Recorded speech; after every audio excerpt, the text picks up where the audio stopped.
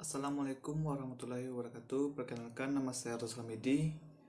Pada kesempatan kali ini saya akan mereview jurnal yang berjudul Validitas Tindakan Pengganti Terpilih Nilai Sumber Daya Manusia, Studi Lapangan. Pembahasan teori. Kebutuhan yang diakui secara luas untuk peningkatan akuntabilitas dan peningkatan manajemen aset manusia telah menambah dorongan pada upaya saat ini untuk menentukan nilai individu bagi entitas tertentu. Akuntansi sumber daya manusia atau HRA mengacu pada berbagai teknik pengukuran sekarang dianjurkan sebagai solusi potensial untuk masalah akuntabilitas. Sayangnya, banyak dari penelitian HRA sampai saat ini hanya berurusan dengan masalah normatif, meninggalkan banyak pertanyaan yang belum terjawab relatif terhadap kepraktisan subjek. Kasus yang dibahas. Studi ini berkaitan dengan validitas metode yang diusulkan untuk mengukur nilai sumber daya manusia. Pertama, tes ini menguji validitas dari 3 ukuran pengganti yang berbeda untuk penilaian personel dan dalam perusahaan CPA dengan menggunakan evolusi personel sebagai kriteria, objek, atau standar untuk perbandingan.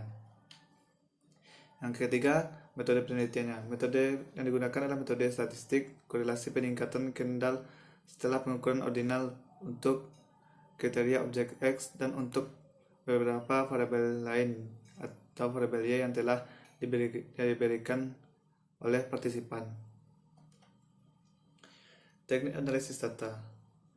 Penelitian ini menggunakan validitas biaya pengganti dengan nilai ekonomi sebagai kriteria.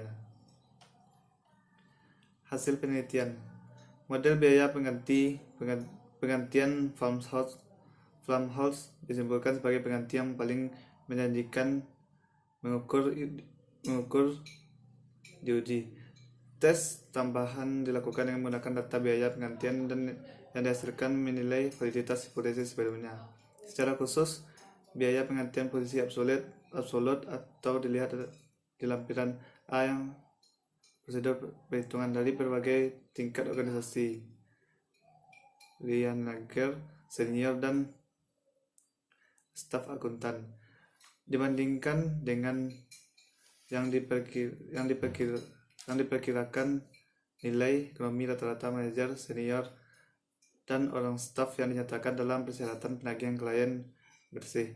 Pengujian tersebut membutuhkan pengumpulan data untuk 4 variabel. Pendapatan bersih yang dihasilkan per tahun oleh rata-rata pemegang setiap posisi, perkiraan biaya modal perusahaan, nilai sekarang dari pendapatan bersih di masa depan yang diharapkan oleh 10 pemegang rata-rata dari setiap posisi, nilai penggantian rata-rata untuk setiap tingkat posisi.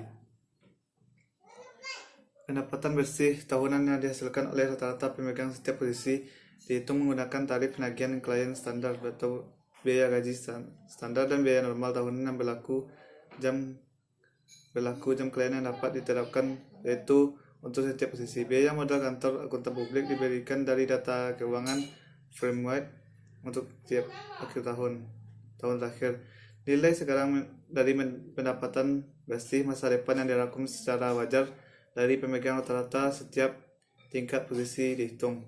Perhitungan ini didasarkan pada pengamatan bahwa perusahaan mengikuti kebijakan promosi prestasi. Oleh karena itu, untuk tujuan akuntansi kami, asumsi dibuat bahwa perusahaan dapat mengharapkan untuk menerima manfaat dari jasa profesional individu hanya sampai dia mencapai siklus promosi rata-rata untuk tingkat posisi tertentu. Baiklah, hanya itulah yang dapat saya sampaikan. Saya mohon maaf apabila ada kekurangan. Wabillahi taufiq wal hidayah. Wassalamualaikum warahmatullahi wabarakatuh.